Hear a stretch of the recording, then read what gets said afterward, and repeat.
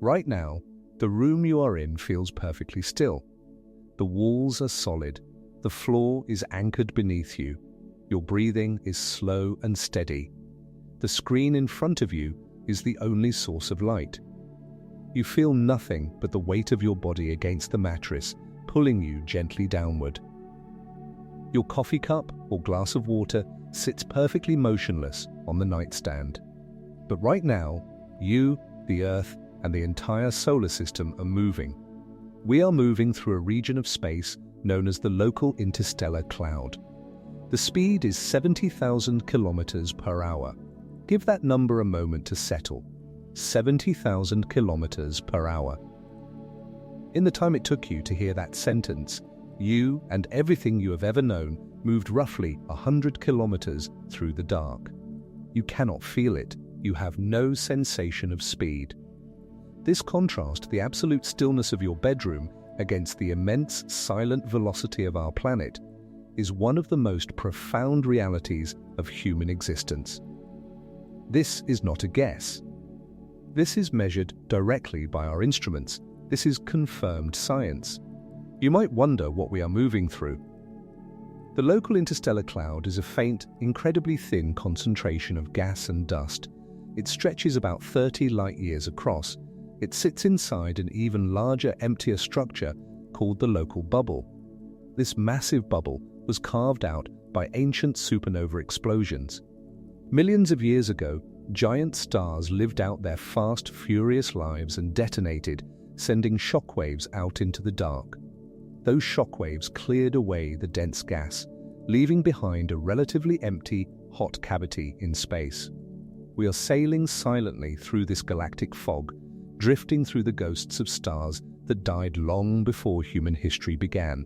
If you enjoy deep investigations into the quiet mysteries of space, subscribe now. The investigation begins here. How do we survive this journey? Space is not truly empty. It is filled with cosmic rays, high-energy particles, and the cold debris of the interstellar medium. Plunging through this material at 70,000 kilometers per hour should sandblast our planetary atmosphere away. But we are protected. We are inside a bubble of our own making. It is called the heliosphere. We often think of the sun as just a source of light and heat. But the sun is active, it breathes. It constantly exhales a stream of charged particles called the solar wind. This wind flows outward in all directions, rushing past Mercury, past Venus, past the Earth, and out into the black. As it flows, it inflates a vast magnetic shield around the entire solar system. This is the heliosphere. Think of it like the steel hull of a submarine moving through deep, freezing water. The heliosphere takes the brunt of the impact, deflecting the harsh radiation and dust of the local cloud around us. You are inside this bubble right now. The true edge of our solar system is not the orbit of the furthest planet. It is the boundary where this magnetic bubble finally gives way. Astronomers call it the heliopause. This is the exact frontier where the outward pressure of the solar wind meets the inward pressure of the interstellar medium. It is like watching the rapid, turbulent water of a river finally hit the heavy, dense currents of the open ocean. The water slows down, it mixes.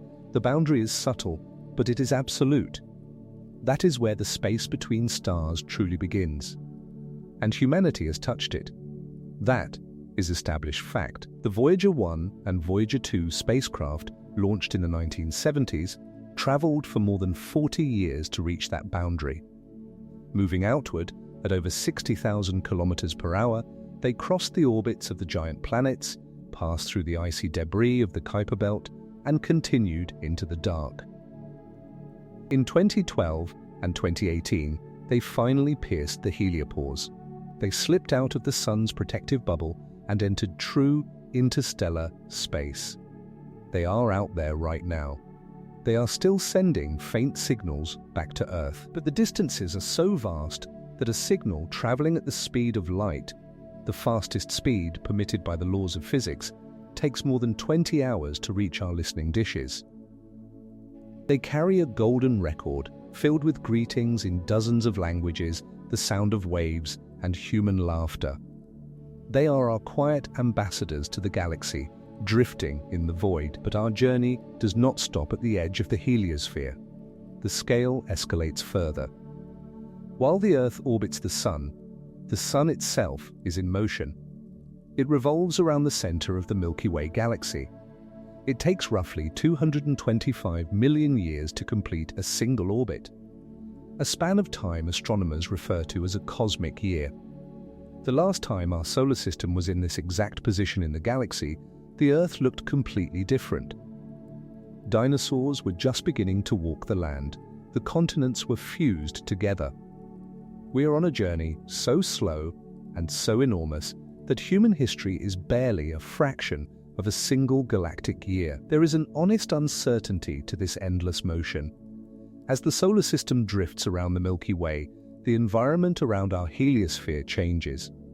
The local cloud is not uniform. There are denser patches of gas and thinner regions of empty space.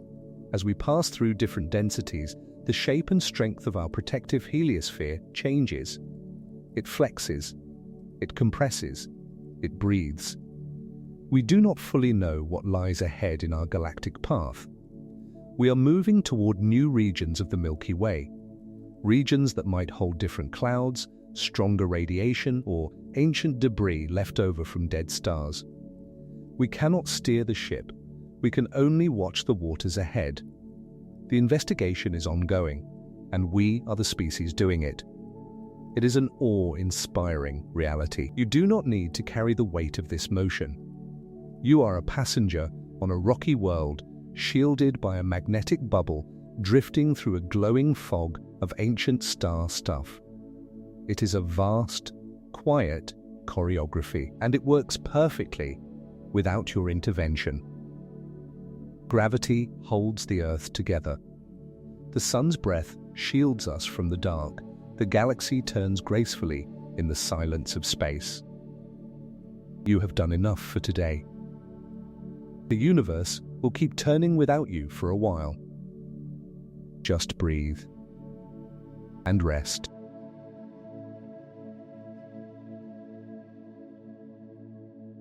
Think of the mechanical models of the solar system you may have seen in a classroom or a museum. They are elegant, quiet things. A brass sun sits in the center. Thin metal arms extend outward, holding painted spheres. When you turn a small crank, the gears engage. The planets trace perfect, orderly circles around the center. Mercury moves the fastest. Venus follows, then Earth, Mars, Jupiter, Saturn, Uranus, and Neptune. They move in a perpetual synchronized dance. For centuries, this was how humanity viewed our cosmic neighborhood. It was a comforting idea. The classical view of the solar system was one of a neat, orderly clockwork. Everything was in its right place, and everything had always been in its right place. The orbits were stable, unchanging, and eternal. When you look up at the night sky, the slow, predictable wandering of the planets against the backdrop of distant stars feels like a guarantee of safety. The universe appears balanced, but there is a complication. When astronomers look out into the galaxy and discover new solar systems forming around other stars, they do not see neat, orderly clockwork. They see chaos. They see gas giants orbiting so close to their suns that their atmospheres boil away. They see planets thrown into highly elongated, stretched-out paths. They see worlds expelled entirely, cast out into the dark to wander without a star. When we take our modern understanding of gravity and apply it to our own solar system, the math of the clockwork model simply does not work. If the planets had formed exactly where they are today, the amount of mass in the ancient disk of dust and gas would not add up correctly. Mars is too small, the asteroid belt is too empty, the comforting illusion of the brass model shatters. We are forced to accept the violent reality of planetary migration. The planets you know, the solid ground you are resting on right now, are not in their original homes. The solar system was not born in a state of peace. It was born in a state of migrating, destructive chaos. The planets we see today are simply the survivors of a long, slow cooling. To understand this, we have to travel back 4.6 billion years, a span of time so vast that the human mind cannot truly hold it. We can only acknowledge it. At this time, the sun has just ignited. It is surrounded by a massive, swirling disk of gas and dust called a protoplanetary disk. This disk is thick, turbulent, and filled with the raw ingredients of future worlds. Deep within this freezing cloud of gas, an early version of Jupiter begins to coalesce. Jupiter is immense. To understand its scale, imagine gathering up all the other planets, every moon, every asteroid, and every comet in the entire solar system, and crushing them together into a single sphere. Jupiter would still be more than twice as massive as that combined sphere. It was the first planet to form, vacuuming up the lion's share of the hydrogen and helium swirling around the newborn sun. But Jupiter did not stay where it was born. In these early days, the disk of gas was thick. As massive Jupiter pushed through this dense cloud, it experienced a cosmic drag. The friction of the gas robbed the giant planet of its orbital momentum, and as it lost momentum, it began to fall. Jupiter entered an inward death spiral toward the sun. It began a slow, relentless migration through the early solar system, dropping closer and closer to the star. As it moved, its crushing gravity acted like an enormous cosmic snowplow. It completely destabilized the region around it. Jupiter dragged millions of asteroids and icy comets inward with it, altering their trajectories, throwing the early solar system into absolute turmoil. Imagine the terror of this invisible force. The inner solar system, the region where the rocky planets like Earth, Venus, and Mars were slowly trying to form, was a delicate, fragile place.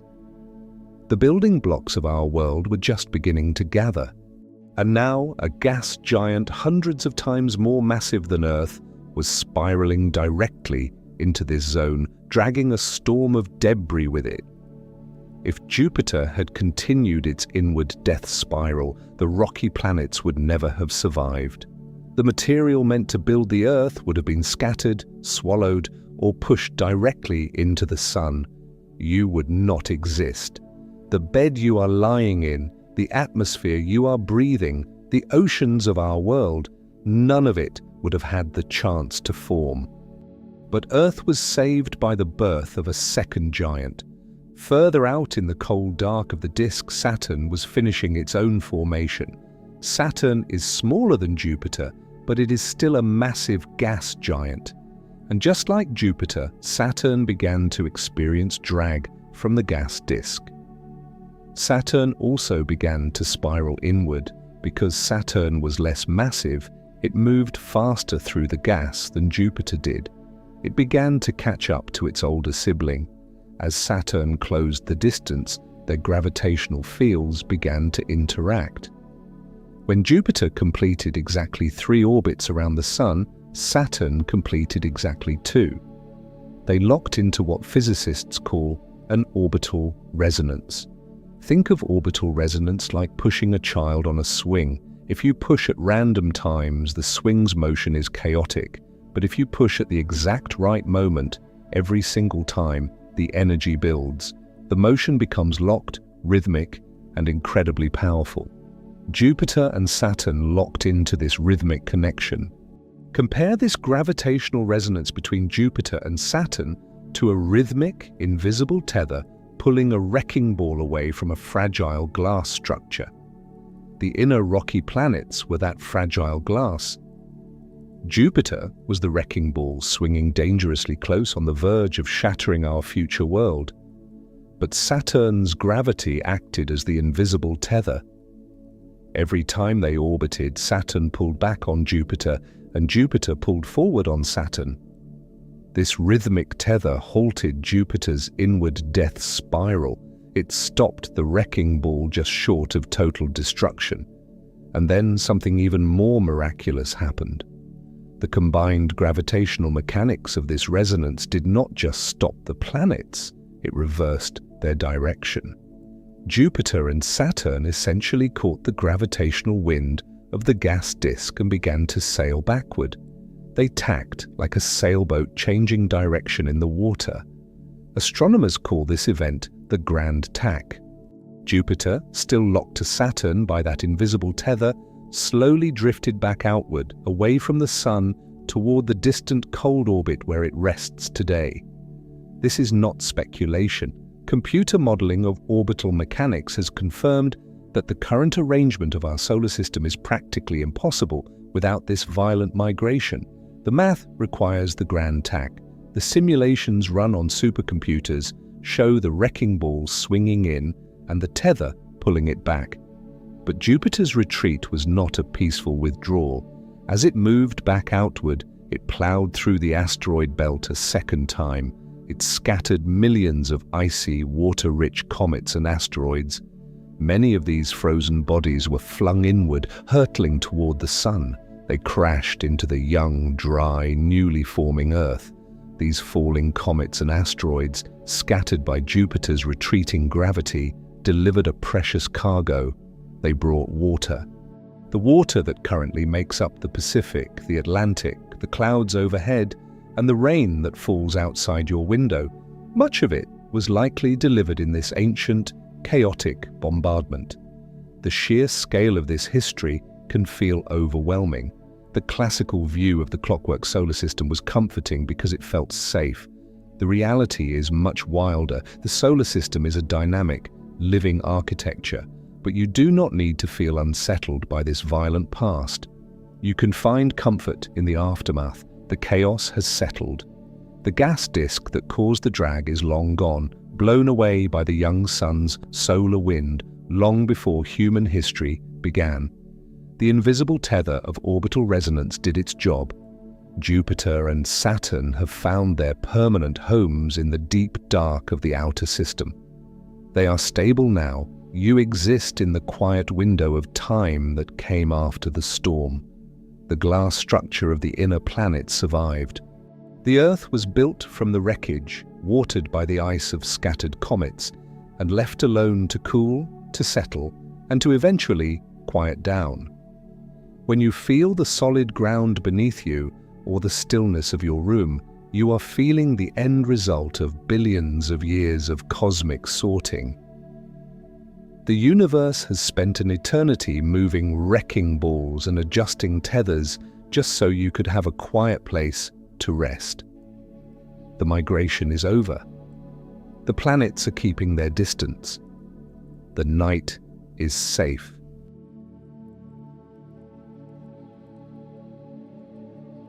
Tomorrow morning, or perhaps later today if the sun is already up, you might feel a sudden warmth on your skin. You might look up and see the sun hanging in the sky. To the human eye, it appears as a simple, steady feature of our daily lives. A bright, silent lamp placed at the center of our world to govern the seasons, to warm the soil, and to mark the passing of the days. It feels like a component of the solar system, a piece of a larger puzzle. But this is an illusion of perspective. The sun is not a component of the solar system. The sun is the solar system. Everything else is just debris. When you add up all the rocky planets, all the gas giants, all the moons, every asteroid in the asteroid belt, every icy comet in the Oort cloud, and the Earth itself, you are looking at a rounding error. The sun contains over 99.8% of all the mass in the solar system. Give that number a moment to settle. 99.8%. If you were to place the entire solar system on a scale, the sun would be a massive crushing boulder, and Jupiter, Earth, and everything else would be a fine layer of dust resting on its surface. The immense mass of this star is what fuels the fusion reactions at its core, converting hydrogen into helium and flooding the vacuum of space with the energy of day. Its gravitational pull is the inescapable tether that binds everything in orbit, from the tiny grains of sand drifting near Mercury to the frozen comets billions of miles out in the dark. To understand the nature of this colossal object, we have to look past the glowing surface and travel deep into its interior. The temperature at the core of the Sun is 15 million degrees Celsius. 15 million degrees Celsius. At this extreme temperature and under unimaginable crushing pressure, hydrogen atoms are violently forced together until they fuse into helium. This is a nuclear furnace operating on a scale that defies human comprehension. When these atoms fuse, they release an enormous amount of energy in the form of particles of light, called photons. You might assume that once a photon of light is created in this blinding heat, it simply shoots out into space. But the interior of the Sun is not empty. It is a plasma so unimaginably dense that a newly born photon cannot travel in a straight line. Almost immediately after it is created, the photon crashes into another particle. It is absorbed, then re-emitted in a random direction. It travels a fraction of a millimeter before crashing into another particle. It bounces, it scatters. It is deflected backward, sideways, and inward. It takes hundreds of thousands of years for a single photon to finally escape this dense plasma and reach the surface of the Sun. And this is not a guess. This is what the physics of plasma density dictates. The light that will warm your face tomorrow morning was not created today. It was forged in the core of the Sun hundreds of thousands of years ago. It began its violent, bouncing journey outward when early human ancestors were only just beginning to walk across the plains of Earth. It spent an entire epoch of human history fighting its way through the crushing pressure of the star. And then once it finally breaks free of the surface, the journey suddenly accelerates. That same photon travels the remaining 150 million kilometers of open space to Earth in just over 8 minutes. It is an awe-inspiring reality. You are constantly bathed in ancient light that has just finished a journey lasting hundreds of millennia, only to end exactly where you are standing. But as we study the mechanics of this giant star, a complication arises. When you look at the Sun, it appears perfectly still.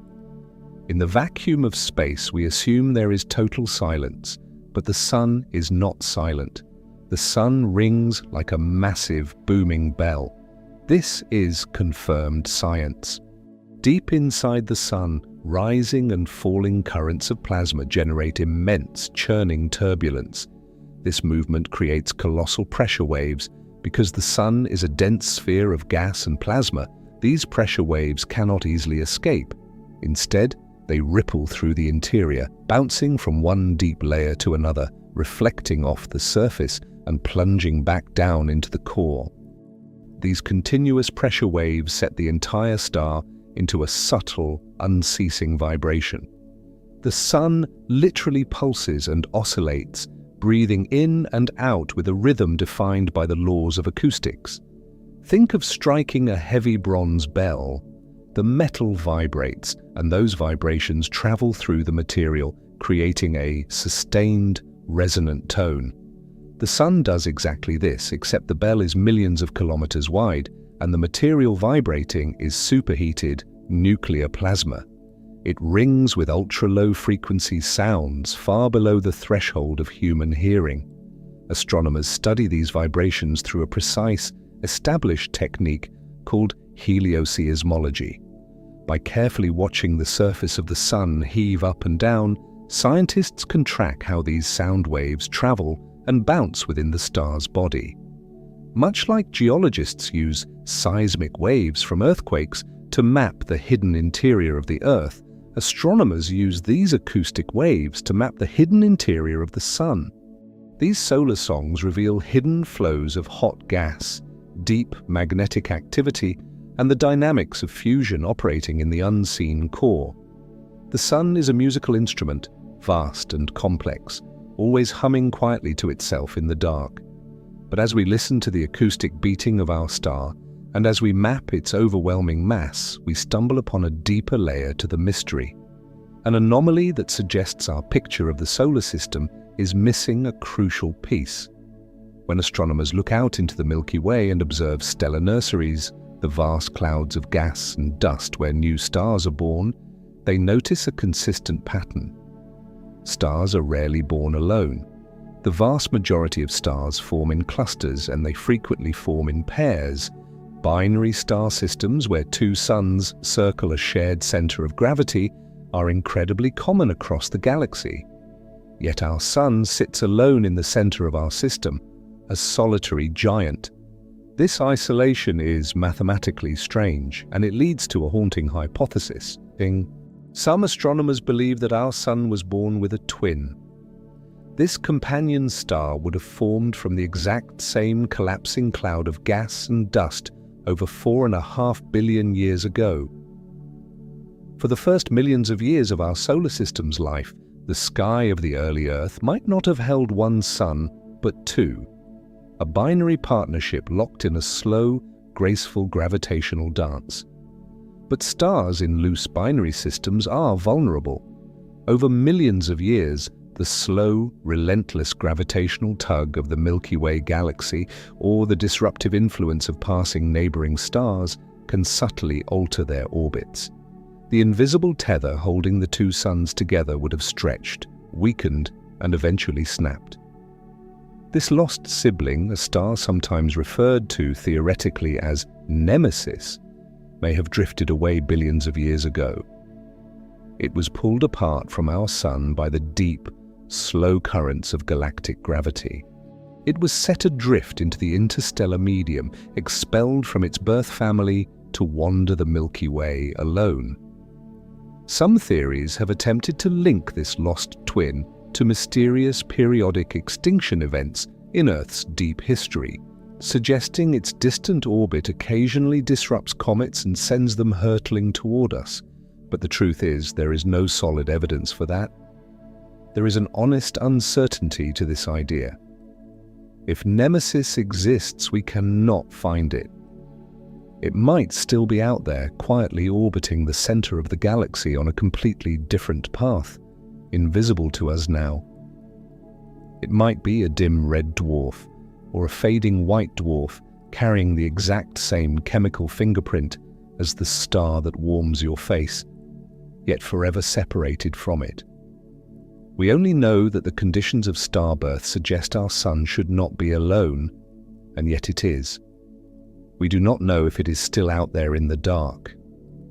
The investigation into the origins of our star is ongoing. Telescopes continuously scan the surrounding light years, analyzing the chemical makeup of neighboring stars, looking for a match, looking for the lost twin. When you feel the warmth of the sun tomorrow, you are feeling the energy of a solitary giant. A ringing, vibrating bell of plasma holding 99.8% of everything we know, exhaling ancient light into the cold. It is a quiet, isolated monarch, and it is entirely possible that it spends its long cosmic year drifting through the galaxy, entirely unaware that it was meant to share the sky.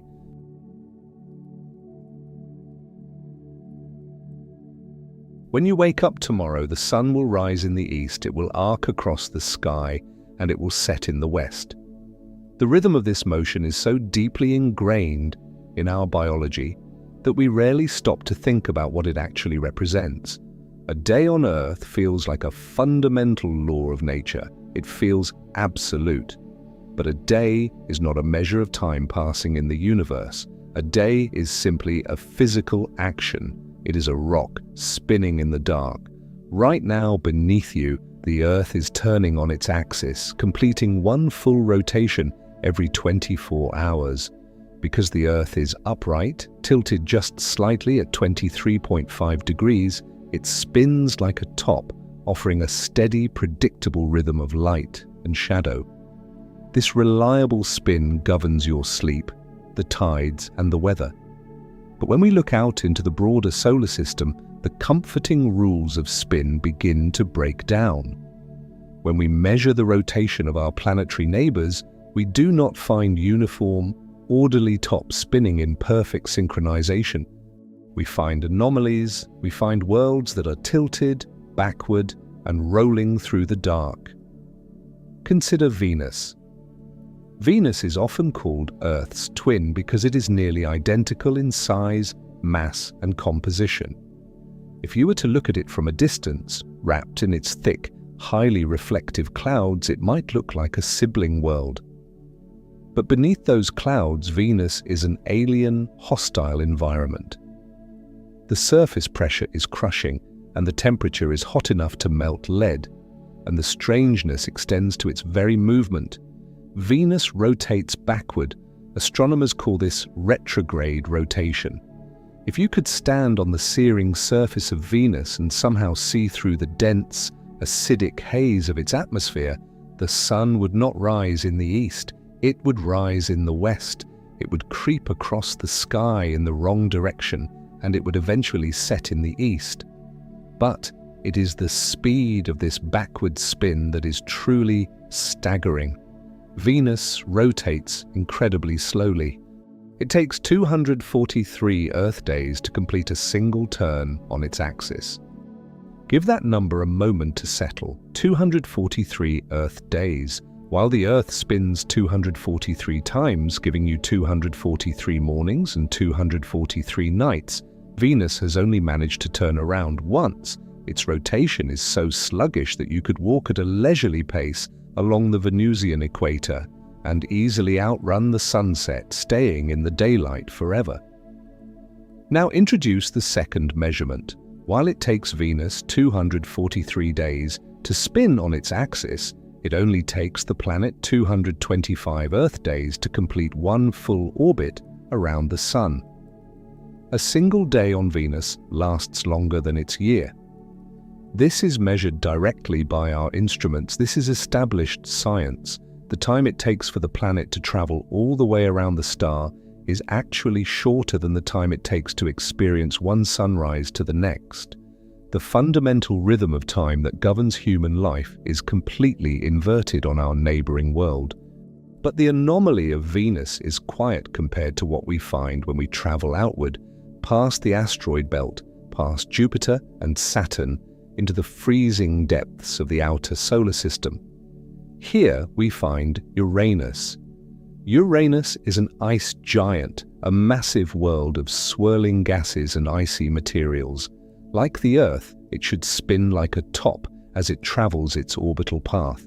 But Uranus does not spin like a top. Uranus rolls. The planet is tilted on its axis at 98 degrees. It is essentially knocked completely on its side. As it makes its long, slow journey around the Sun, it does not spin upright. It rolls along its orbital path like a ball. Even its faint, dark rings of rock and ice circle the planet vertically, orbiting from top to bottom instead of side to side. Because of this extreme 98-degree tilt, the poles of Uranus point almost directly at the Sun during certain parts of its orbit. This creates the most extreme, bizarre seasons in the entire solar system. It takes Uranus 84 Earth years to complete one single orbit around the Sun. Because the planet is rolling on its side, each pole faces the Sun continuously for exactly half of that journey before rolling away into the shadow for the other half. This means that one pole experiences 42 Earth years of continuous, unbroken daylight, and the other pole is plunged into 42 Earth years of total, freezing darkness. To truly grasp the existential weight of this, we must translate these numbers to a human scale. Imagine an entire human lifespan dictated by the bizarre geometry of this tilted world. If you were born at the North Pole of Uranus on the exact day that winter began, you would be born into complete darkness. You would live your entire infancy without ever seeing the sun. You would grow into a toddler, a child, and a teenager in total night. You would reach your 20s, entering adulthood, and the sky above you would remain pitch black, lit only by distant stars and the faint glow of passing moons. You would reach your 30s, then your 40s. You would be 42 years old before you finally saw your very first sunrise. For the first time in your entire life, the sun would crest the horizon, and then it would not set. It would stay locked in the sky, tracing slow, tight circles overhead as you lived out your middle age. You would turn 50, then 60, then 70. You would grow old, and the day would never end. The sun would simply hang there, a cold, distant point of light in a pale sky, for another 42 years. Your entire 84-year human life would consist of exactly one single night and exactly one single day. This is not speculation. This is the simple, inescapable reality of celestial mechanics operating at a 98-degree tilt. It is a striking reminder of how deeply our human experience is tethered to the specific, lucky angle of the rock we happen to live on. But these bizarre rotational anomalies introduce a profound complication into our understanding of the solar system. Planets do not simply decide to spin backward. They do not spontaneously fall over. According to the laws of physics and the conservation of angular momentum, all the planets should spin in the same direction, roughly upright, matching the rotation of the ancient cloud of dust and gas that formed the Sun. So why does Venus spin slowly backward? Why is Uranus rolling on its side? The partial resolution to this mystery requires us to accept the violent, chaotic history of our planetary neighborhood. Planetary scientists believe that the current states of Venus and Uranus are the scars of ancient, catastrophic trauma. Billions of years ago, during the tumultuous early days of the solar system, giant impacts were common. It is highly likely that both Venus and Uranus were struck by massive protoplanets, worlds the size of Earth or Mars, hurtling through the dark at tens of thousands of kilometers per hour. Imagine the unimaginable kinetic energy required to take an ice giant like Uranus, a world 14 times the mass of the Earth, and knock it completely off its axis. A collision of that magnitude would have been apocalyptic, shattering moons, vaporizing atmospheres, and permanently altering the planet's rotation. Uranus simply absorbed the blow, fell onto its side, and continued its long journey around the Sun, forever marked by the encounter. Venus, too, may have suffered a massive collision early in its history that robbed it of its momentum and reversed its spin. Other theories suggest that over billions of years, intense tidal interactions with the Sun's gravity acting on Venus's thick atmosphere may have slowly, relentlessly flipped the planet's axis entirely upside down. There is an honest uncertainty here. We cannot view the footage of these ancient impacts. The evidence has been smoothed over by time, swallowed by thick atmospheres, and buried beneath freezing layers of gas and ice. We only see the aftermath. We only know the violence by the shadow it casts on the present. The investigation is ongoing and the data is still being modeled in supercomputers right now, but you do not need to worry about the physics of falling planets. The violence happened billions of years ago. The system has settled. The orbits have stabilized. Right now, as you rest, the Earth is maintaining its steady, gentle 23.5-degree tilt. It is spinning at the exact right speed to give you a day that makes sense and a night that allows you to sleep. The backwards worlds and the rolling giants are out there, tracing their strange paths in the quiet cold. But here, the ground is upright. The spin is reliable. You can rely on the morning.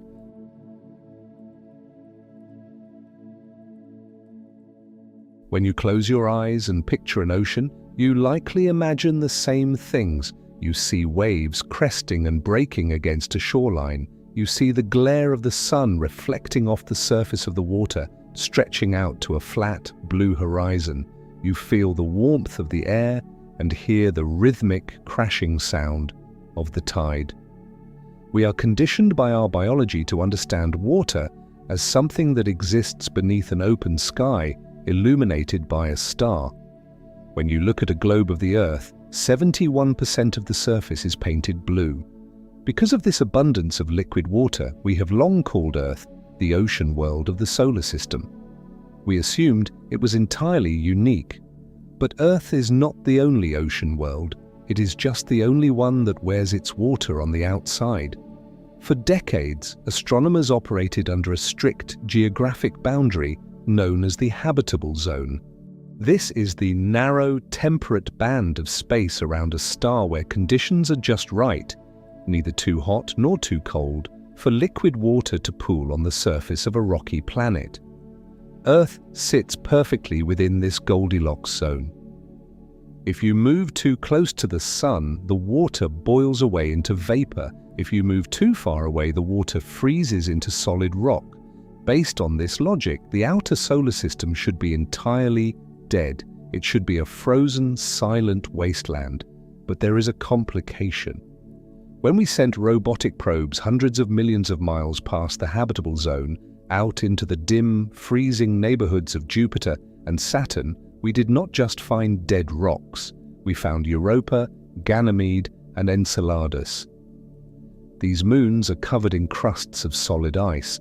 Because they orbit so far from the warmth of the sun, their surface temperatures plunge to nearly 200 degrees below 0 Celsius. Give that depth of cold a moment to settle, minus 200 degrees Celsius. At this temperature, ice does not behave like the ice in your freezer. It behaves like solid granite. It is as hard as bedrock, forming a protective, frozen shell that can be dozens of miles thick. To a passing observer, these moons look like static, frozen billiard balls drifting in the dark. But the surface is a lie. What our spacecraft discovered completely dismantled our understanding of where water can exist. Beneath the miles of solid ice on Europa, Ganymede, and Enceladus, there are vast, pitch-black, global oceans of liquid water. This is not speculation. This is measured directly by our instruments. Spacecraft have mapped the magnetic signatures of these hidden seas, and they have flown directly through plumes of water vapor erupting into space from cracks in the ice. Europa, a moon of Jupiter that is slightly smaller than our own moon, likely contains more than twice as much liquid water as all of Earth's oceans, rivers, and lakes combined. But how is this possible? How can vast oceans remain liquid in the freezing depths of the outer solar system, far beyond the reach of the sun's warming rays? The answer is a deeper layer of orbital mechanics. The heat does not come from above. It comes from within. It is a process called tidal heating. To understand tidal heating, picture holding a thick piece of metal wire in your hands. If you bend the wire back and forth, rapidly and repeatedly, the metal right at the crease will quickly grow hot to the touch. The physical flexing of the material creates internal friction, and that friction generates heat. This is exactly what the crushing gravity of Jupiter and Saturn does to these tiny moons. As Europa orbits Jupiter, it is caught in a gravitational tug-of-war. Jupiter is so massive that its gravity physically stretches the moon, pulling it slightly out of shape.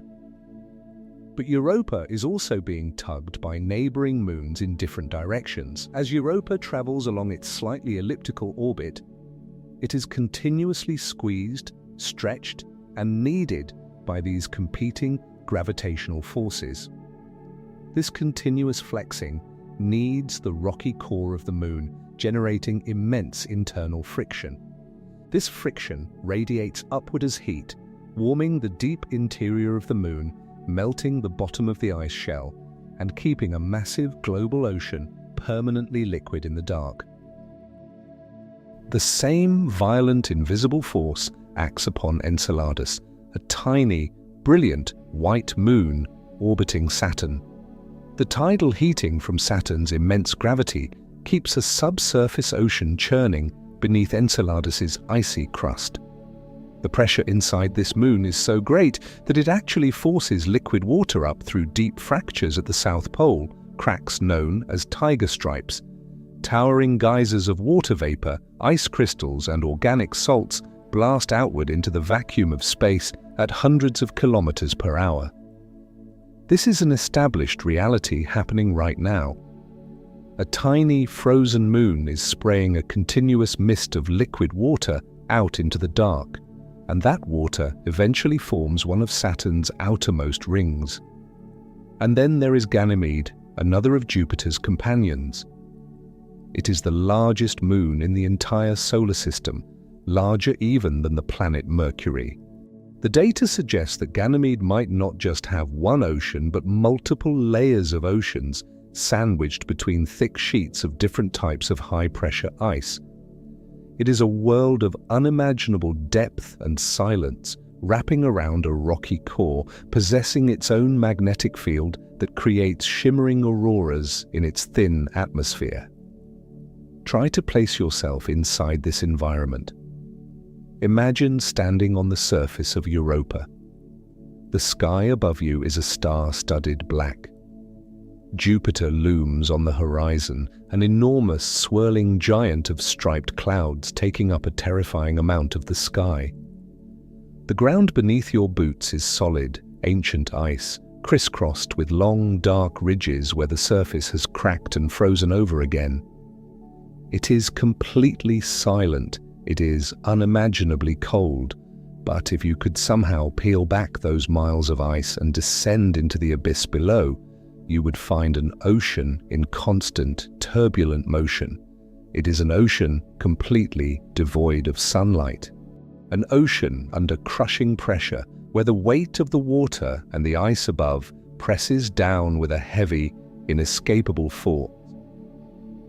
For a long time, the idea of an ocean without sunlight seemed like an interesting geological quirk, but a biologically dead one. On Earth, we are taught that all life fundamentally relies on the sun. Plants capture sunlight through photosynthesis, herbivores eat the plants, and predators eat the herbivores. The sun is the engine of the entire food chain. Without sunlight, the engine stops. But in 1977, deep-sea explorers diving to the bottom of the Pacific Ocean on Earth discovered something that changed the rules of biology forever. Along the dark, freezing trenches of the seafloor, they found hydrothermal vents. Hydrothermal vents are deep cracks in the ocean floor where seawater seeps down into the Earth's crust, becomes superheated by the magma below, and shoots back up into the freezing ocean water. These vents belch out thick, billowing clouds of scalding, mineral-rich water into the pitch-black depths.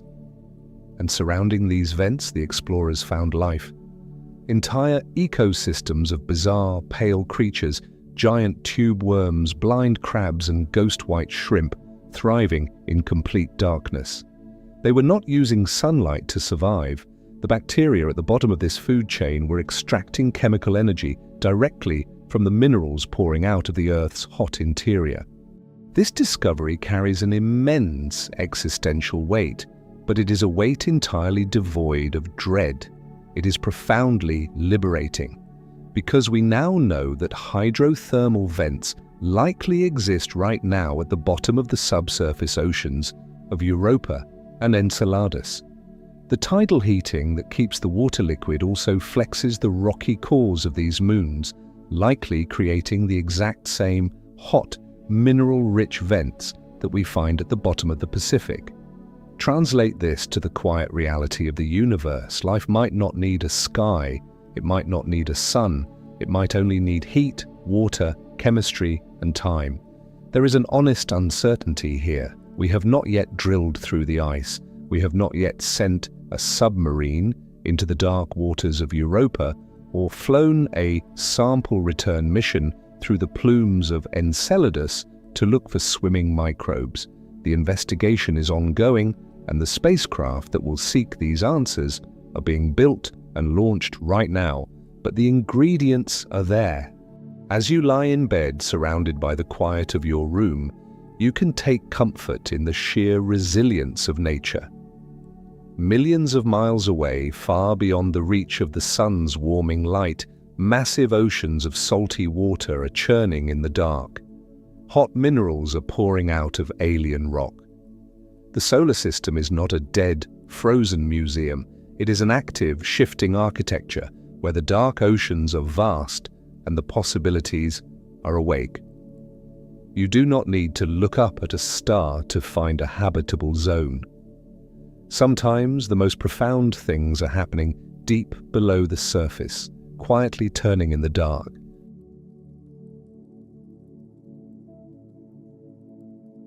Right now, outside your window, the atmosphere is engaged in a quiet, familiar cycle. Perhaps the air is perfectly still, resting heavily against the glass. Perhaps there is a gentle breeze rustling the leaves, or the soft, rhythmic patter of water droplets falling from low-hanging clouds. You understand this weather. It is built into your biology. The sun heats the oceans, water vapor rises, it cools in the upper atmosphere, and it falls back down as rain. It is a gentle, life-sustaining loop. Even when Earth's weather becomes violent, a hurricane whipping the coast, or a tornado tearing across a plain, it operates within strict, earthly limits. A Category 5 hurricane reaches wind speeds of around 250 kilometers per hour. It feels apocalyptic to us, but on a cosmic scale, it is barely a whisper. When we look outward into the deep dark of the solar system, the comforting terrestrial rules of weather completely break down.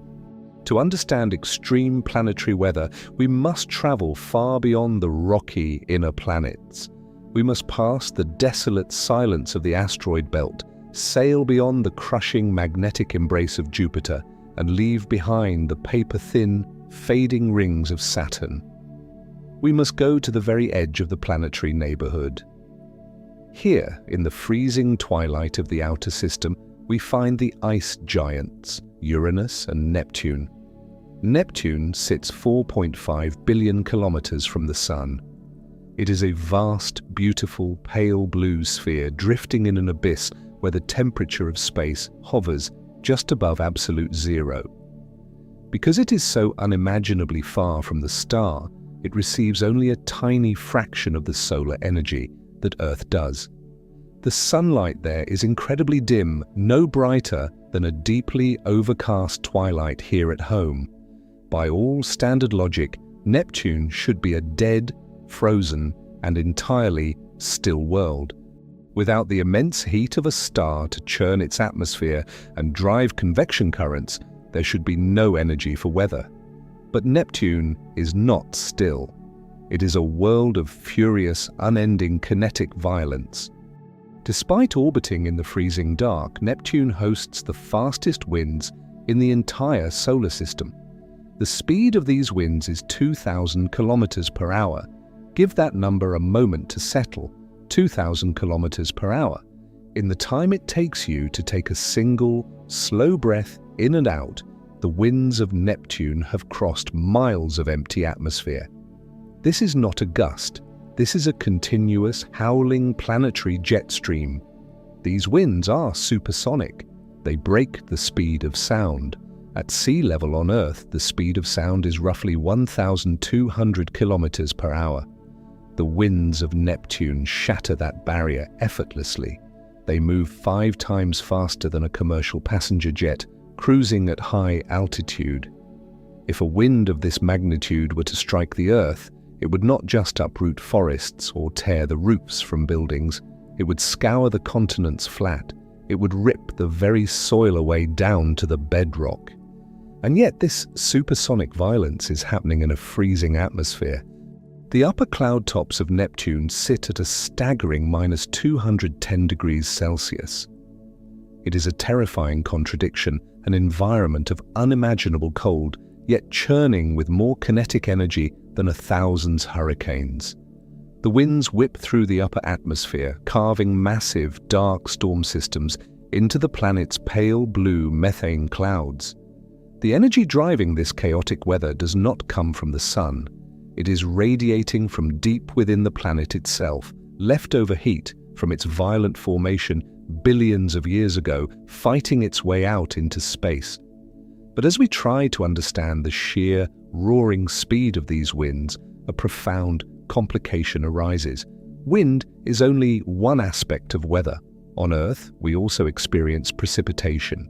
Things fall from the sky. But Neptune and Uranus are not rocky worlds like ours. They do not have solid ground. Beneath their upper layers of clouds, there is no surface to stand on. They are bottomless oceans of compressed gas and fluid, swirling mixtures of water, ammonia, and methane. If you were to drop a heavy iron probe into the atmosphere of Neptune, it would not crash into land. It would simply sink. As it sank, the environment would radically change. The freezing cold of the upper clouds would give way. The immense, crushing weight of the atmosphere pressing down from above acts like a planetary vice. Thousands of kilometers deep into the interior of the planet, the pressure becomes millions of times greater than the atmospheric pressure you feel resting in your bed right now. And with that unimaginable pressure comes immense heat. Deep inside these freezing planets, the temperature spikes to thousands of degrees. The chemistry of the atmosphere begins to break down under this weight. Uranus and Neptune contain vast amounts of methane gas. Methane is a simple molecule. It is constructed of one single carbon atom bound to 4 surrounding hydrogen atoms.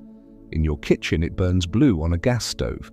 But deep within the crushing, boiling interiors of the ice giants, the rules of chemistry are pushed far past their breaking point. Under immense heat and pressure deep within Uranus and Neptune, methane breaks apart. The physical weight of the planet acts as a cosmic forge. The intense environment literally snaps the chemical bonds holding the molecule together. The hydrogen is violently stripped away, leaving the carbon atoms suddenly isolated in the dark. Squeezed together with an unbelievable crushing force, these free carbon atoms begin to link up. They organize into rigid, incredibly strong, three-dimensional crystalline structures. They crystallize carbon into tiny diamonds that rain down toward the core.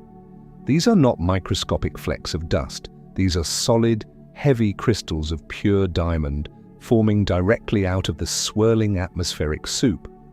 Because diamond is significantly denser than the surrounding liquid gas mantle of hydrogen and helium, gravity takes hold of it.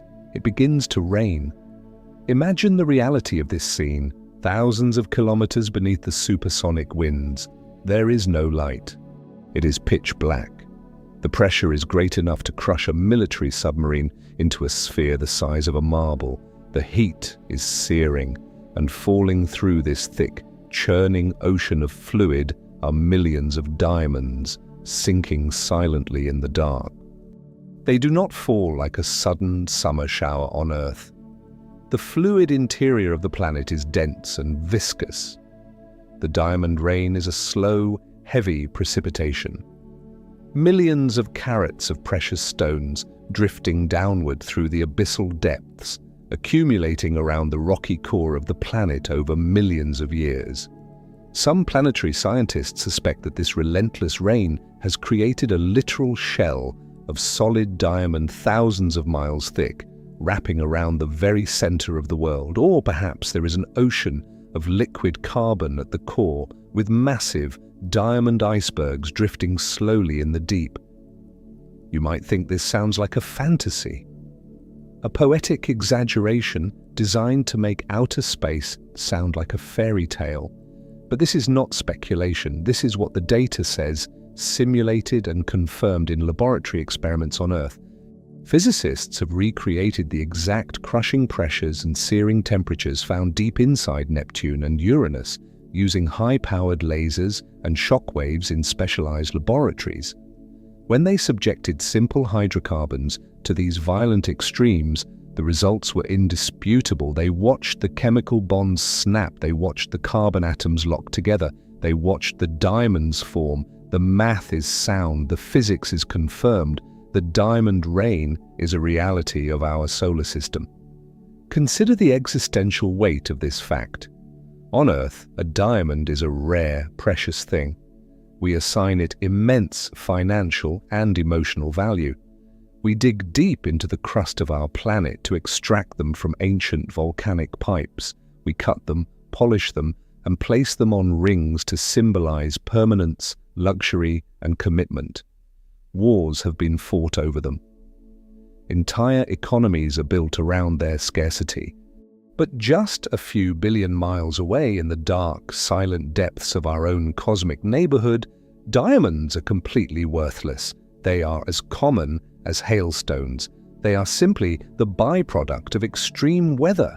Right now, as you listen to this, millions of carats of pure diamond are forming and falling, entirely unseen, completely untouched, sinking toward the core of a frozen, roaring planet. It is a gentle, awe-inspiring reminder of how inherently human our values truly are. The universe does not care about what we find precious. It does not hoard treasure. It operates on its own grand, indifferent, mathematical scale. It turns invisible gases into flawless jewels simply because the pressure and the temperature demand it, and then it buries them in the dark where no human eye will ever see them. You do not need to worry about the supersonic winds howling in the dark or the crushing deep where the methane breaks apart. You are safe on a gentle, rocky world where the weather operates on a human scale.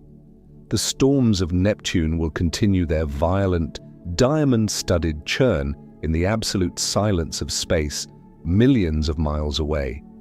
It is a quiet, beautiful chaos, and it is happening right now, without needing anyone to witness it. You have your own weather, your own sky. You can let the ice giants keep their reign, and you can rest.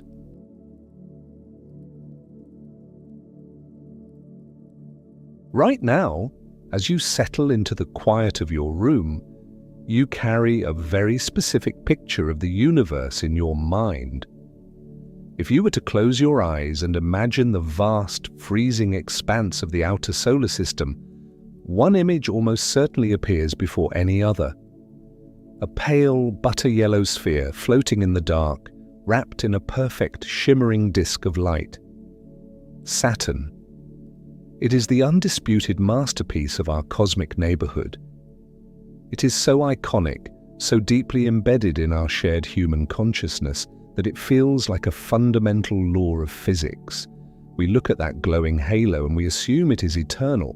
We assume that when the planets cooled and settled billions of years ago, Saturn was gifted its rings, and it has worn them ever since, a permanent monument in the silence of space. But to truly understand this world, we must first dismantle our understanding of its scale. The rings of Saturn are not a solid object.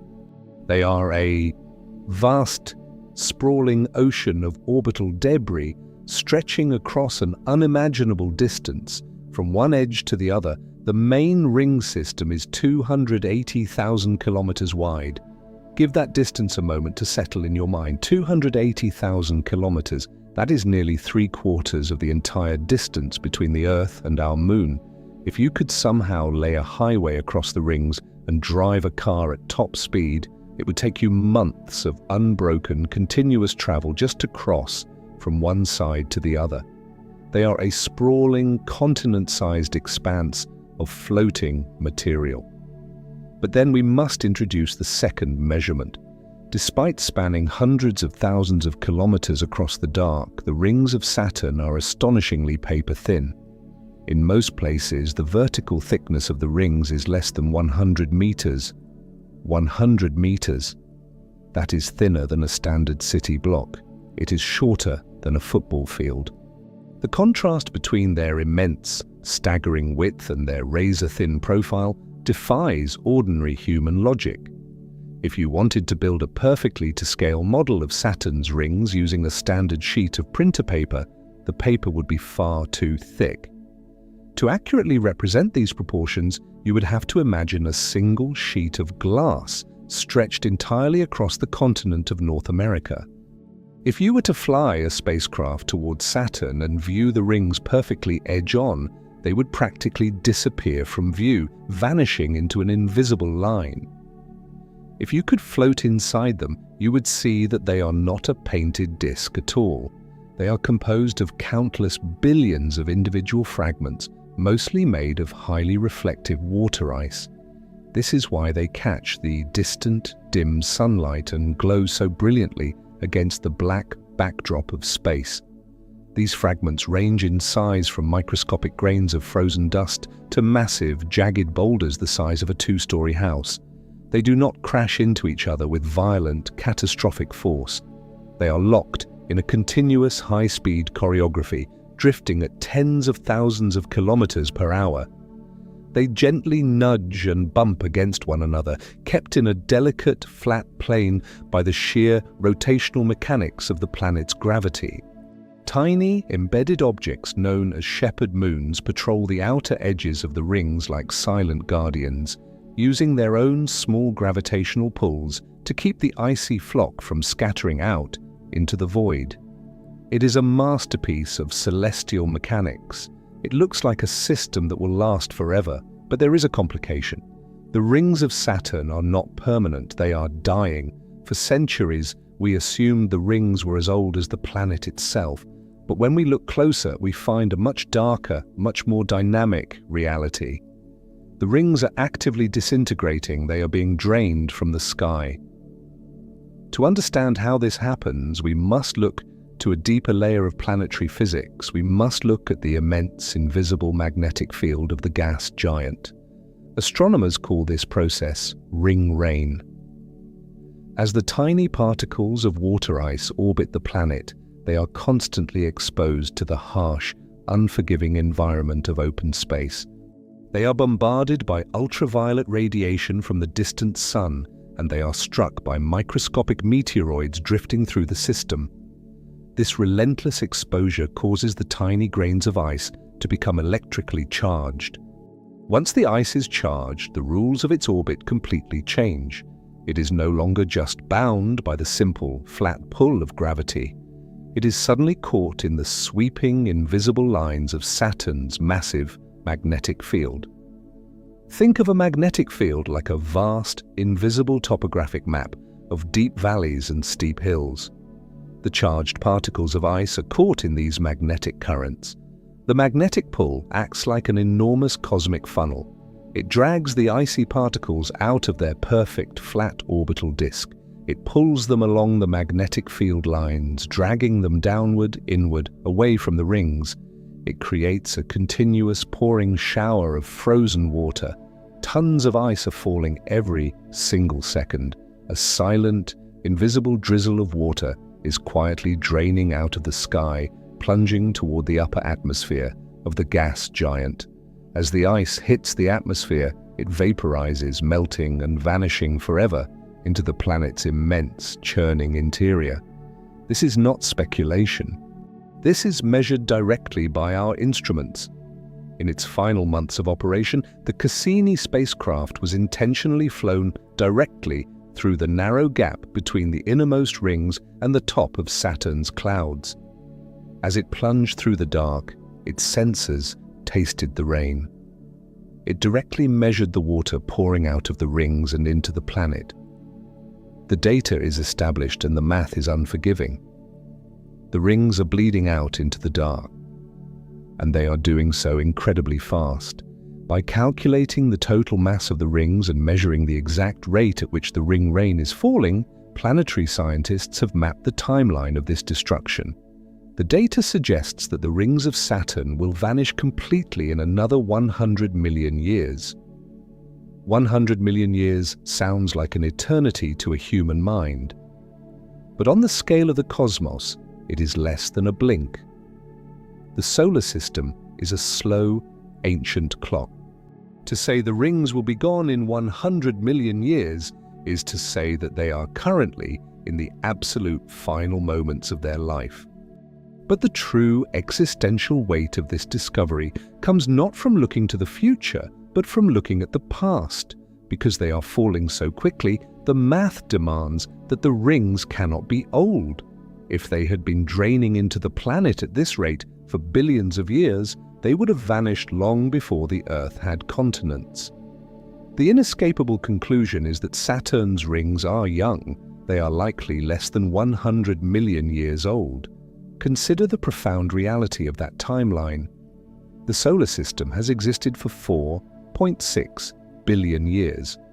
For the vast, overwhelming majority of Saturn's existence, it did not have rings. It was just a plain, pale yellow sphere of swirling gas, drifting alone in the dark. If you could travel back in time to the age when the first dinosaurs walked the Earth and look up at Saturn through a primitive telescope, you would not have seen the iconic disk of light. The rings did not exist yet. They are the shattered, temporary debris of a relatively recent catastrophe. Planetary scientists believe that sometime in the last 100 million years, a massive icy moon, or perhaps a wandering comet from the deep outer system, wandered too close to Saturn. The crushing tidal gravity of the gas giant physically ripped the object apart. It shattered an entire moon into billions of frozen shards, spreading them out into the bright, glittering disk we see today. We are conditioned by our brief human lives to think of the universe as a static museum. We look up at the stars and planets and assume they are eternal, unchanging fixtures. We assume the night sky we see today is the same night sky that has always existed, but the universe is an active, shifting architecture. It is constantly building, tearing down, and rearranging the furniture. There is an immense, quiet, emotional weight to this realization. You exist in an incredibly narrow, highly specific window of cosmic time. You happen to be alive during the exact, brief, geological heartbeat where Saturn wears a halo of shattered ice. If humanity had evolved a few 100 million years earlier, or a few 100 million years later, we would have never known the rings existed. We would have looked at Saturn and seen just another ordinary gas giant. You are standing on a small rocky world, looking out into the freezing void, catching a masterpiece just before the universe takes it down. You do not need to mourn the rings. Their disappearance is not a tragedy. It is simply the universe doing exactly what gravity demands. The ice is falling, the magnetic field is pulling, and the solar system is quietly turning the page to its next chapter. It is a beautiful temporary choreography, a passing storm of diamond-bright ice that we just happened to catch. And it is happening right now, whether you watch it or not. The ring rain is falling while you breathe. The universe will continue its long, slow sorting of debris in the absolute silence of space. You are simply lucky enough to be here while the show is on. You can let the ice fall. You can let the night unfold. And you can rest.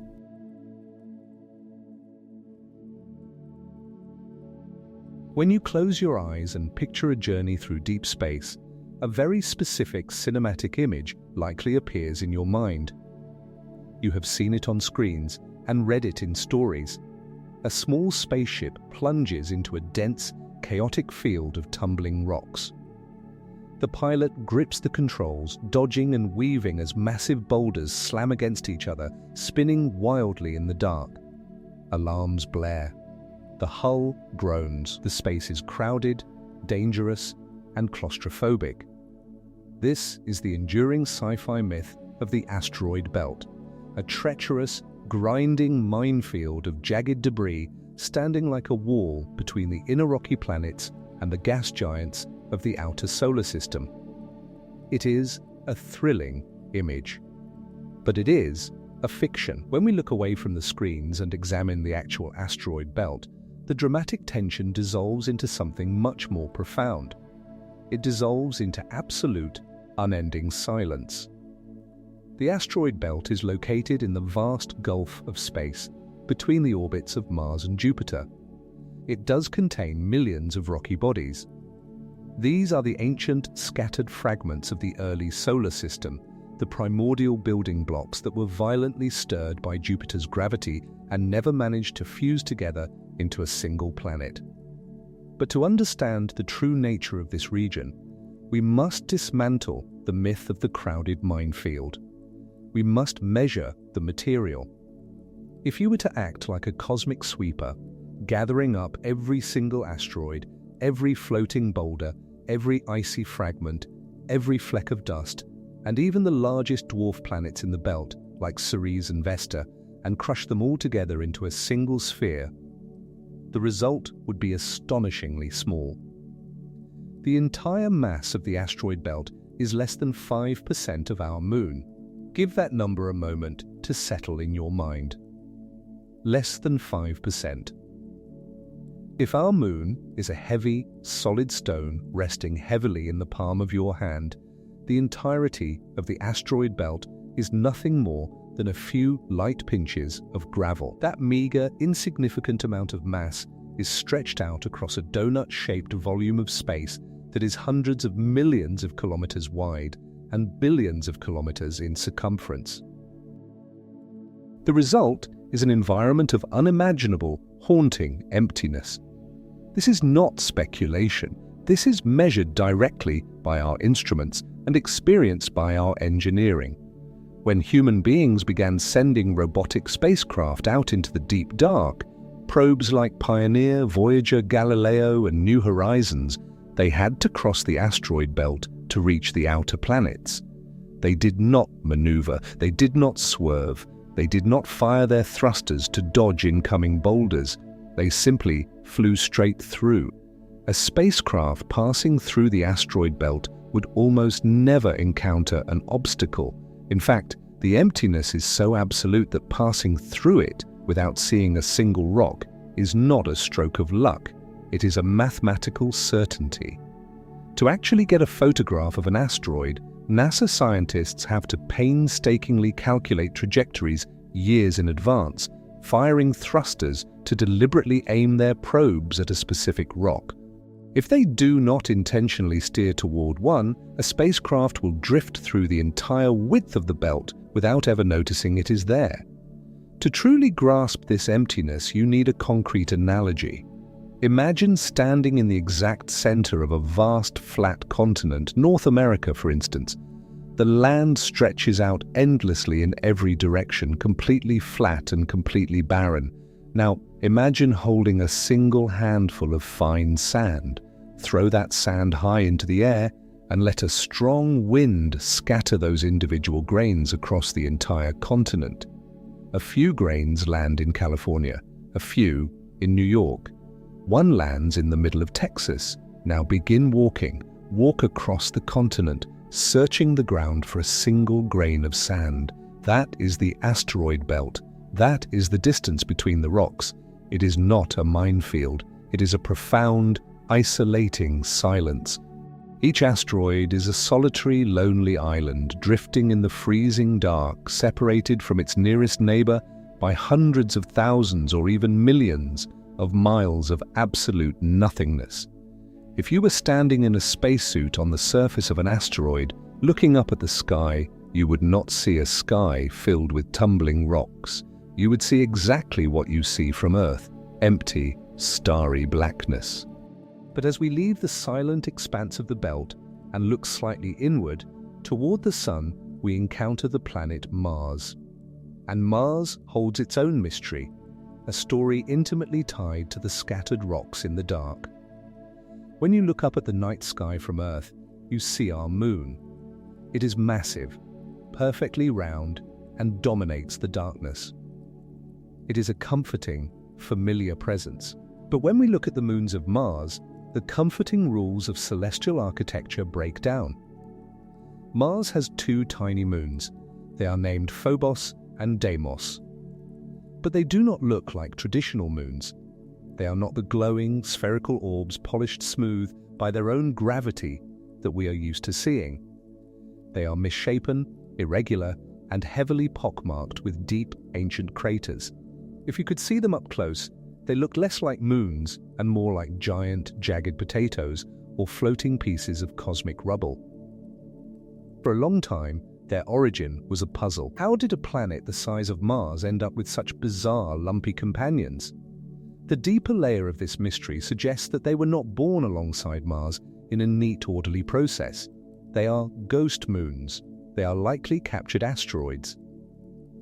Planetary scientists believe that billions of years ago, during the chaotic, violent reshuffling of the early solar system, these two fragments of rubble were knocked loose from the asteroid belt. They drifted inward, tumbling aimlessly across the cold, empty gulf of space until they fell into the gravitational embrace of the red planet. Mars caught them in the dark, snagging them from the void, and they have been locked in orbit ever since. But these ghost moons are not permanent fixtures in the Martian sky. There is a dark, slow violence playing out above Mars right now.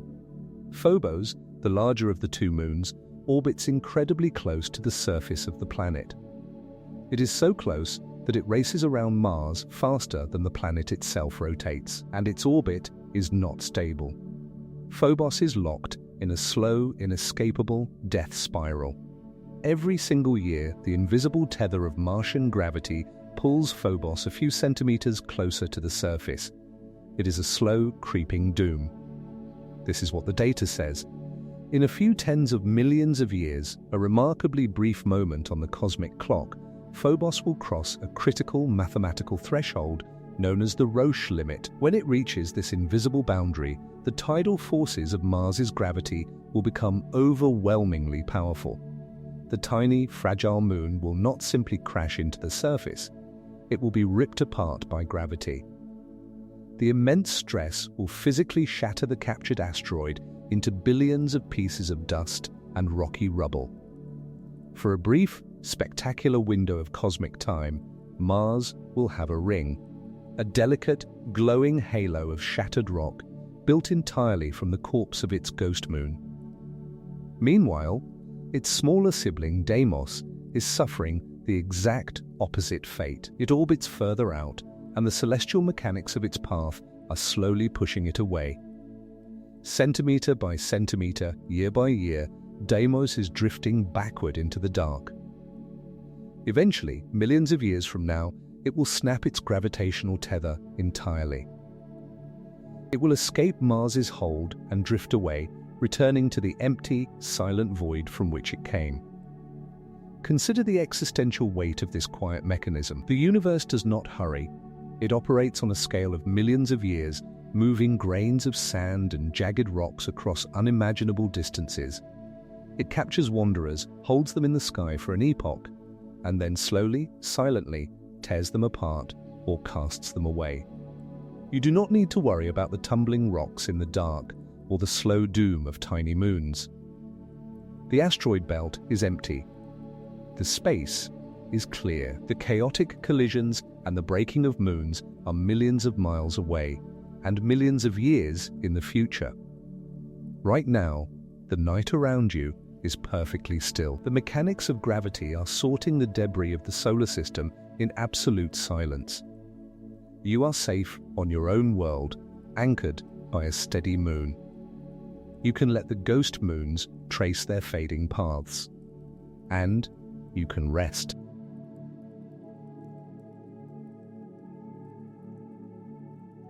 As you lie there, resting in the quiet of your room, you are anchored to the inner solar system. You are close to the warmth of the star. You understand the familiar distances of the rocky inner planets.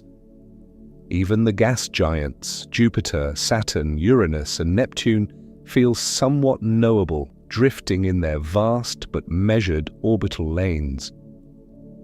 But to understand the true scale of our cosmic neighborhood, we must leave the familiar behind. We must travel outward, past the supersonic winds of Neptune, and enter the deep, freezing twilight at the very edge of the system. Here, the sunlight is no longer a blinding, warming force. It is incredibly faint. If you were to stand at this distance and look back toward the center of the solar system, the sun would not look like a massive, burning sphere. It would simply look like an exceptionally bright star, suspended in an ocean of perfect, unbroken black. This is the frontier. and it is not empty. Beyond Neptune lies a wide, sprawling ring of icy objects known as the Kuiper Belt. It stretches for billions of kilometers into the dark. This is not a neat, narrow band of rocks. It is a vast, freezing wasteland, home to countless ancient bodies. The Kuiper Belt is a fossil zone. It is a frozen archive containing the untouched primordial materials that built the outer worlds 4.6 billion years ago. Within this immense belt, we find a scattered population of icy, distant objects large enough to be classified as dwarf planets. Pluto is the most famous resident, but it is not alone. It shares this frozen expanse with other strange, silent worlds like Eris, Haumea, and Makemake. Some are perfectly spherical, others are oblong, tumbling end over end through the void. They are relics of the solar system's violent birth, swept out into the cold shadows where they have remained largely unchanged since the dawn of cosmic time. But the Kuiper Belt is only the beginning of the edge. The scale escalates once again.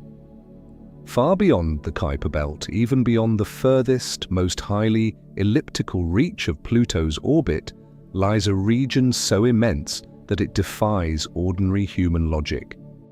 It is a hypothetical, vast shell of icy bodies known as the Oort cloud. This is not a flat disk.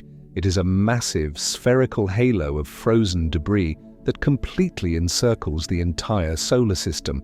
It marks the absolute true edge of the Sun's gravitational influence, and it stretches nearly a light year away.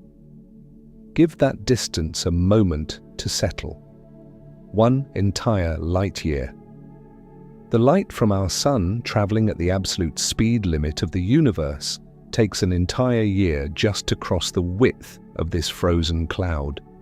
Out here, billions of ancient, icy comets drift in the near absolute zero of space. They are so weakly bound to the Sun's gravity that the slight gravitational tide of the Milky Way galaxy itself, or the passing of a distant neighboring star, can nudge them out of their slumber.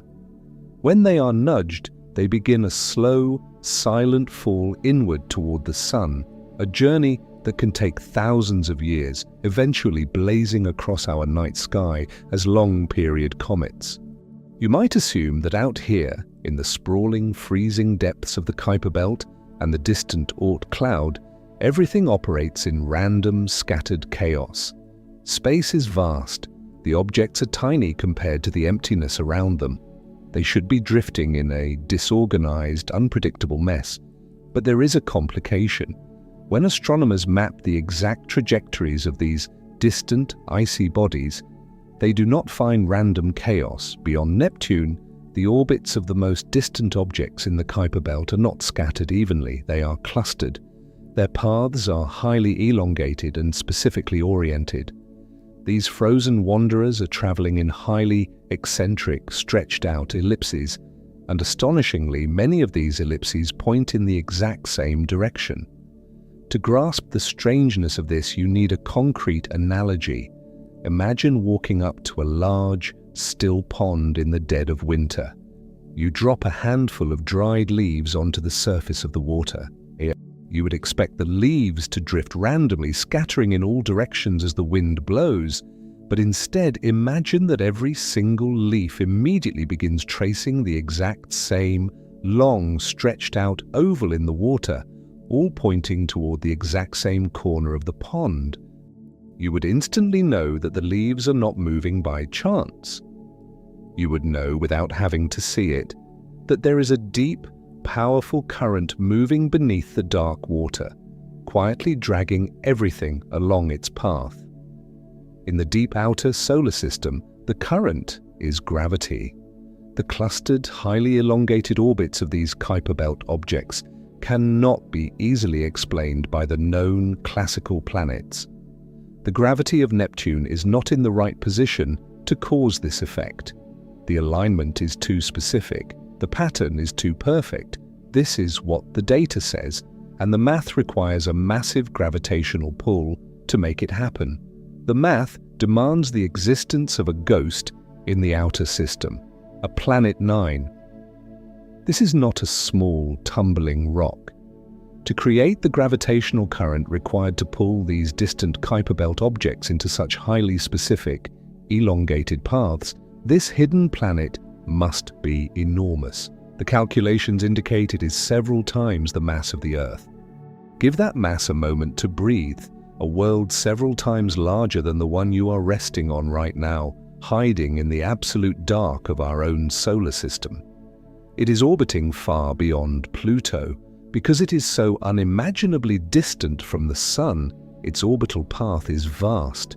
It takes thousands of years to complete one single, dark orbit around the star.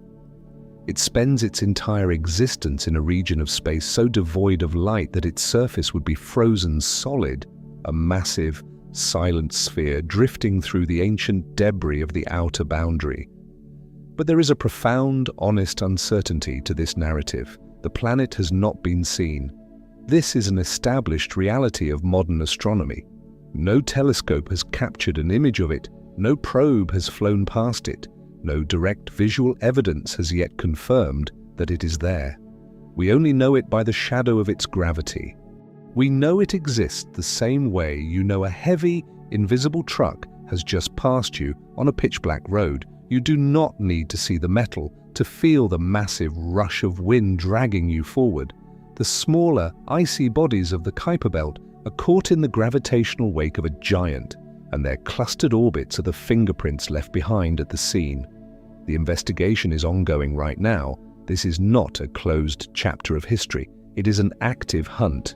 Right now, as you listen to this, powerful telescopes perched on high-altitude mountains on Earth are scanning the deepest, darkest patches of the sky, looking for a faint, incredibly slow-moving point of light.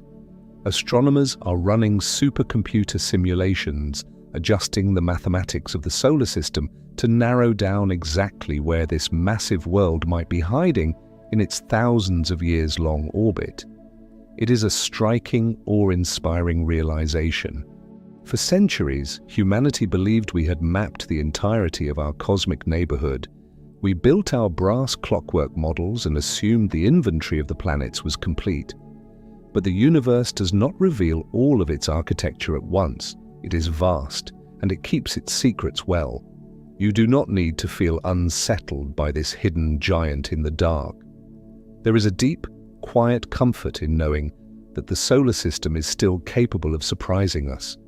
You live in a cosmic neighborhood so vast that a planet several times the size of the Earth can orbit in silence for billions of years without ever being seen by human eyes. The ghost planet is out there, taking millennia to trace its lonely path through the icy outer dark. Its gravity is quietly shepherding the frozen debris of the Kuiper Belt, keeping the deep architecture of the solar system in balance. It is doing this right now. It does not need to be seen to exist. It simply continues its long, slow journey in the silence of space. The edges of our world are wide, and the dark is full of structure. You can leave the search to the telescope sweeping the night sky. The math is balancing itself out in the cold, and you can rest.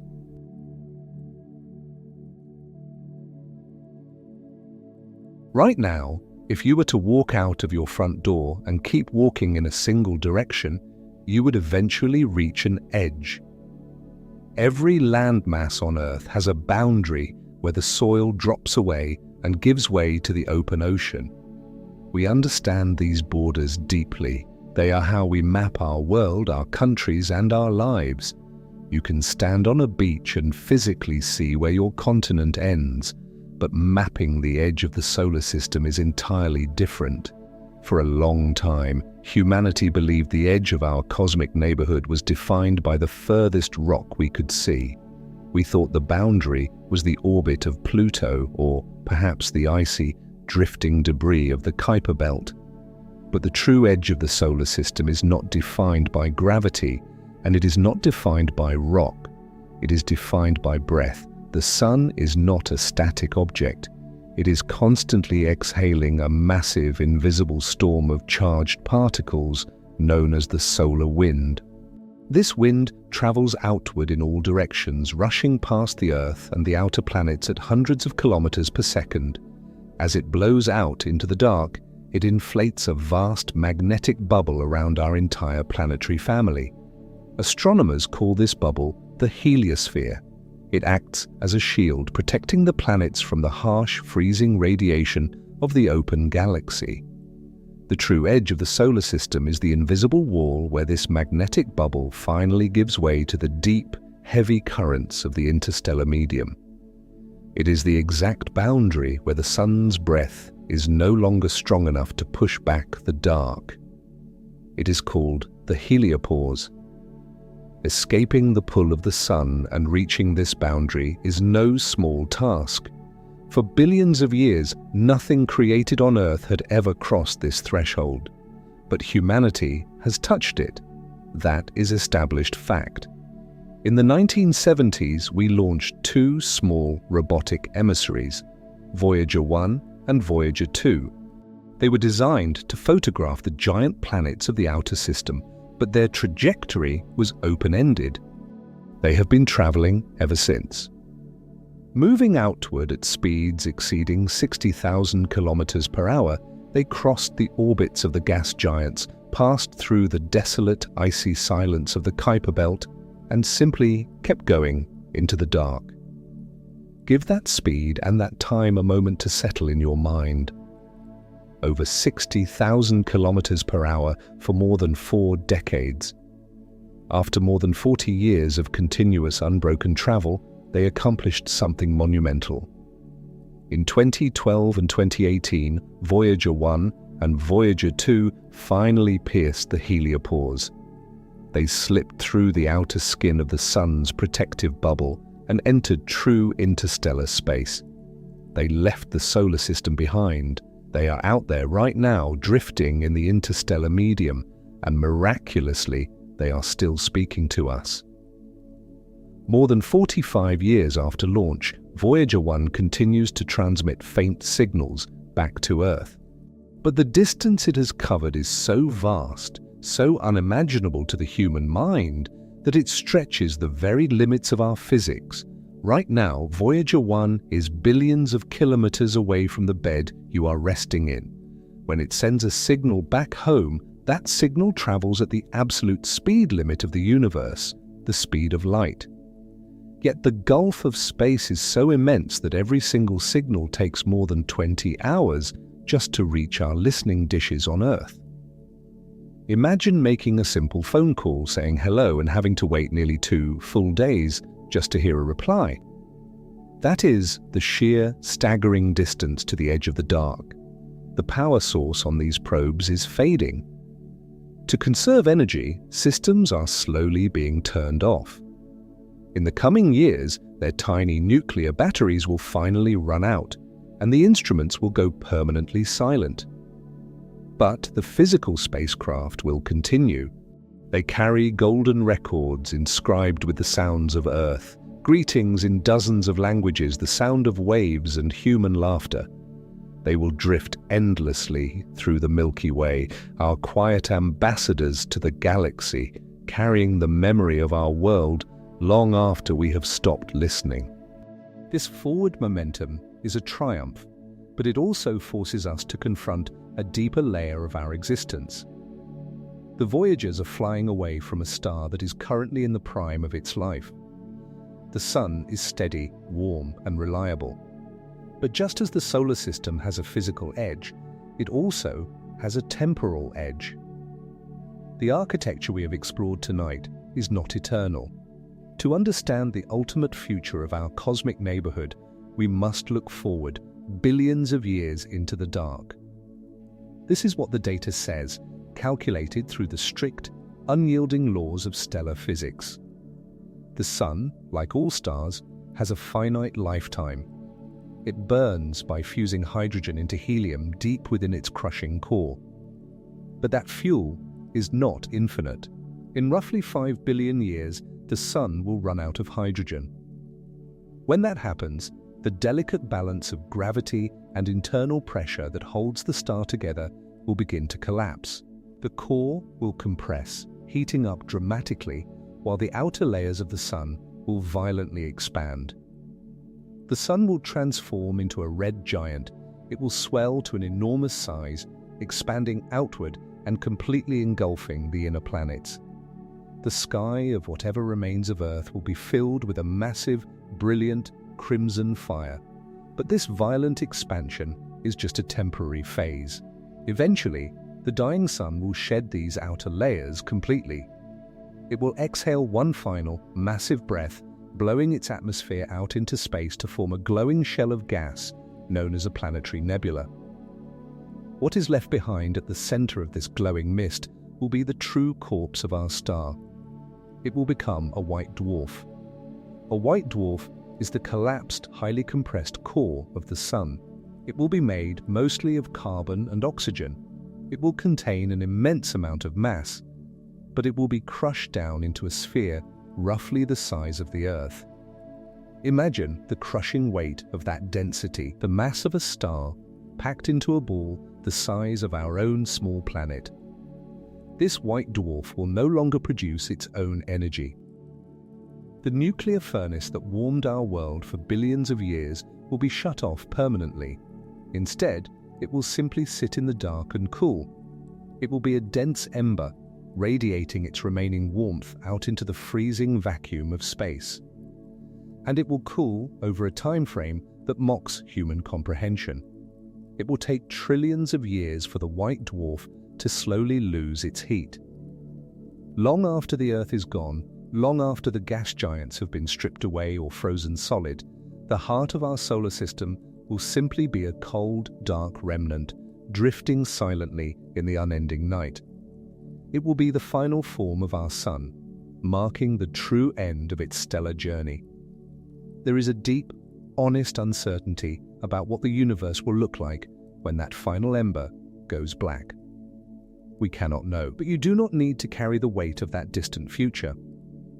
You do not need to worry about the expanding Sun or the fading signals of robotic probes lost in the dark. That end is trillions of years away. You only need to exist right now, in the quiet of this moment. As you lie in bed, breathing slowly, the room around you feels still.